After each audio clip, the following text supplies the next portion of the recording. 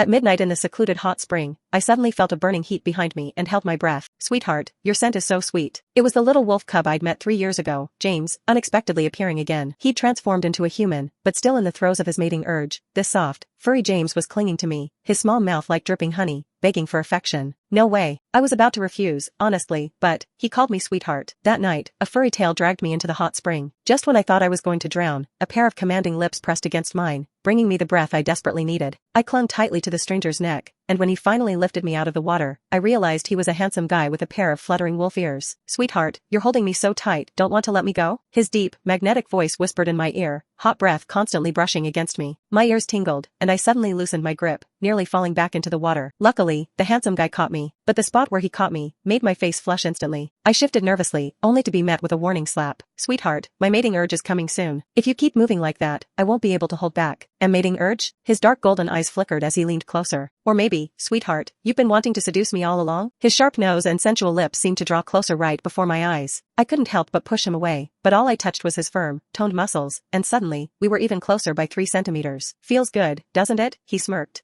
I've been training for this for 3 years, just for you. What 3 years? I swallowed hard. The air between us instantly grew tense. The handsome guy ground his teeth dangerously and looked at me incredulously. Sweetheart, you actually forgot me. I smelled your scent the moment you entered the mountain. Sweetheart, you forgot our promise. How can I make you remember? Before he finished, he stole my breath again, carrying a strange mix of tenderness and familiarity. I felt like I'd smelled this scent somewhere before. 3 years ago, while camping with friends in these mountains, I stumbled upon a young wolf. Back then, I promised that once I settled down, I'd come back for him and give him a home. But could it really be him? Maybe sensing my distraction, he bit my lip hard. The tingling pain spread through me like an electric current, making my body go weak. Sweetheart, remember now? If you don't remember, I'll keep punishing you until you do. When the kiss ended, a blush spread across both our faces. I couldn't help but reach up and touch his wolf ears. Is he really my James? His face flushed even deeper, his whole body heating up. Those black wolf ears felt smoother than I remembered, warm to the touch, trembling as they brushed between my pale fingers, tickling my palm and stirring an unfamiliar sensation. Suddenly, I heard heavy breathing near my ear. Sweetheart, you're playing with fire again. I was just touching your ears. How is that playing with fire? Before I could explain, his nose brushed against mine. Underwater, his tail kept teasing me, gliding like a sleek serpent. Hey, who gave you permission to? Stop teasing me with your tail. No way, sweetheart, you're making me go into mating urge. James, the little wolf happily nipped me, his eyes sparkling like golden fragments, like stars. Sweetheart, you really haven't forgotten me. I've waited for you all this time, 3 years. I feared you'd abandon me like the others, but you kept your promise. That means everything to me. Though his tail wagged so hard it broke the water's surface, I could still hear the loneliness in his voice. 3 years ago, he was alone, wandering the forest, isolated, wild, and fierce. But now, can someone explain how he became so wild? Sweetheart, this is my first mating urge. I was struggling to control it, and then you appeared. Our bond must be fate. His tail quietly wrapped around my waist, his teeth gently nibbling my neck, his strong arms holding me tight, giving me no chance to escape. I think about your scent and warmth every day, wanting to become one with you, to build a future together. Caught up in his spell, completely lost in his tender words, I suddenly widened my eyes, bit my lip, and pulled myself back to reality. Looking at the man filled with wild desire, I patted his hand.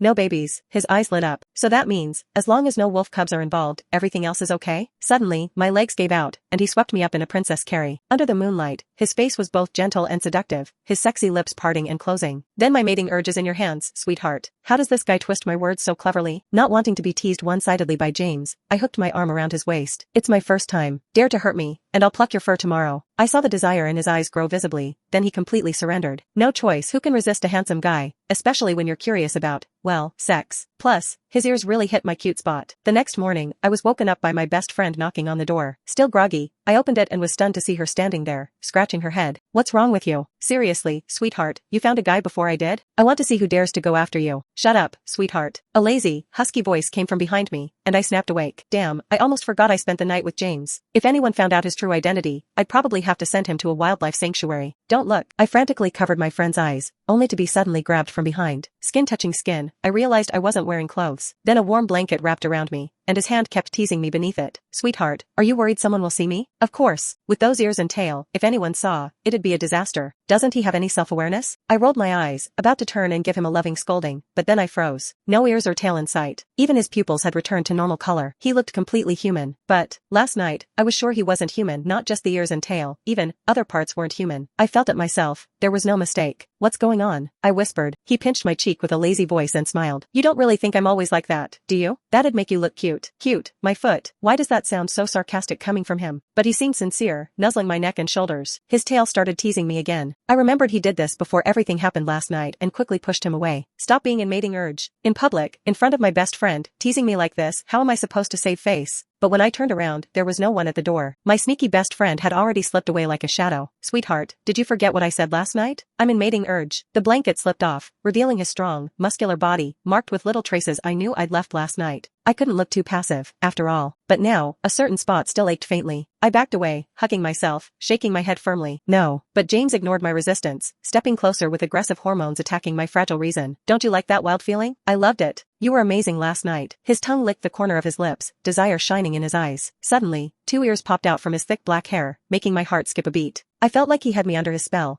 just as he did when I first met him 3 years ago, charmed by his innocent appearance. I reached out, blushing, and lowered my head. Can I touch your ears? His hand paused as he lifted my chin. I thought he'd refuse, so I looked up, blushing, and explained, they look so cute, I really want to touch them. Is that okay? I couldn't take my eyes off his ears. I must have looked really eager because his face lit up with a smile, half amused, half helpless. He leaned down slightly, bringing his ears closer. His lazy voice was full of amusement. If it's you, sweetheart, of course you can. Almost impatiently, before he finished speaking, my hand reached out to touch his ears. They were incredibly soft, nothing like I expected. When I touched them, they twitched gently, making me laugh. So cute. I looked at him. His face flushed bright red, and his usually striking features instantly became adorable. I pinched them again, and his face turned even redder. Can I touch your tail too? I was even more excited. After all, wolf ears and tails aren't easy to touch. Without hesitation, he stretched out his tail, wagging it at me. I ran my hand down from the base, and he stiffened for a moment. What's wrong? You really know how to tease me. He buried his head in my neck and shoulder, voice husky. His tail scratched my leg, pleading, behave with your tail. I was thrilled to touch his ears and tail, but now my excitement had faded. No,